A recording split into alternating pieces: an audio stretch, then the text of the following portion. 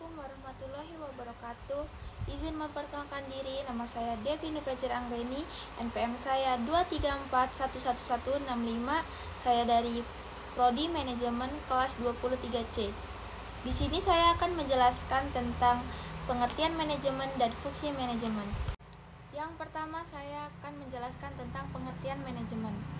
Manajemen adalah suatu perorganisasian, pengaturan, pengelolaan sumber daya manusia, sampai dengan pengendalian agar bisa mencapai tujuan dari suatu kegiatan. Manajemen sangat diperlukan untuk kebutuhan pribadi maupun bisnis.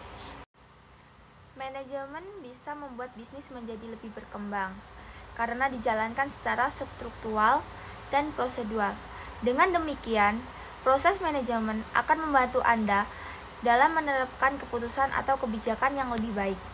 Umumnya, manajemen dilakukan oleh jabatan tinggi seperti pemilik perusahaan sampai dengan manajer. Hal ini karena agar komando perusahaan dapat diberikan secara terpusat sehingga berjalan dengan efektif. Yang kedua, saya akan menjelaskan tentang fungsi manajemen. Fungsi manajemen terbagi menjadi 5 bagian. Yang pertama adalah perencanaan atau planning. Manajemen berfungsi untuk memberikan arahan, koordinasi, dan pengendalian yang baik berdasarkan rencana yang sebelumnya sudah diterapkan. Namun, dalam menjalankan proses manajemen, perencanaan yang dibuat tidak harus mutlak dijalankan. Bisa saja perencanaan tersebut berubah sesuai dengan situasi yang ada. Namun, perencanaan ini tetap penting dilakukan. Yang ketiga ada pengarahan. Bisa juga kita sebut briefing. Pengarahan juga diperlukan untuk setiap kegiatan yang melibatkan banyak orang seperti organisasi atau perusahaan.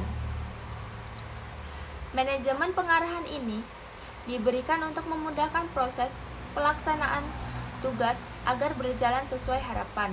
Pengarahan biasanya diberikan dari tingkat atas ke bawah. Contohnya, dari manajer ke karyawan.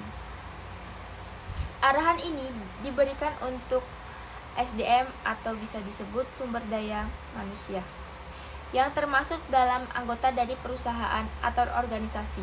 Adanya briefing sebelumnya juga meminimalkan resiko kesalahan yang dilakukan oleh karyawan. Yang keempat ada koordinasi atau coordination, atau bisa juga disebut menyelaraskan kegiatan.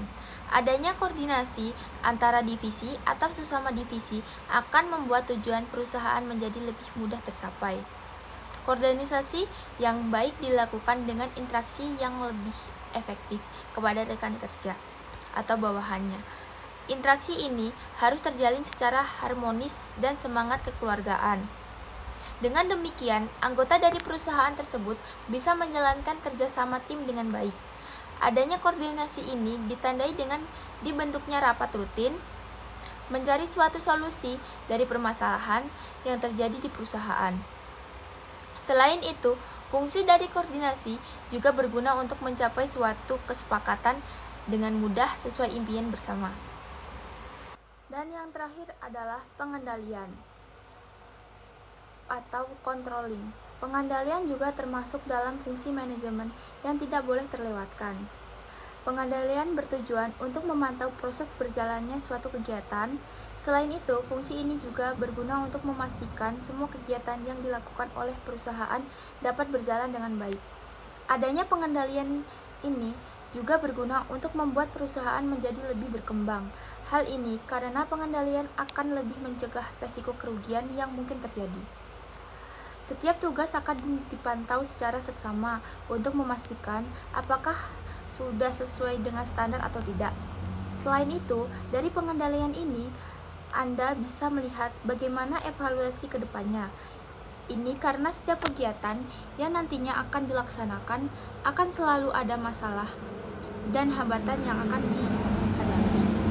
Mungkin itu saja materi yang bisa saya sampaikan. Bila ada salah kata atau pengucapannya kurang benar, saya mohon maaf yang sebesar-besarnya. Terima kasih. Wassalamualaikum warahmatullahi wabarakatuh.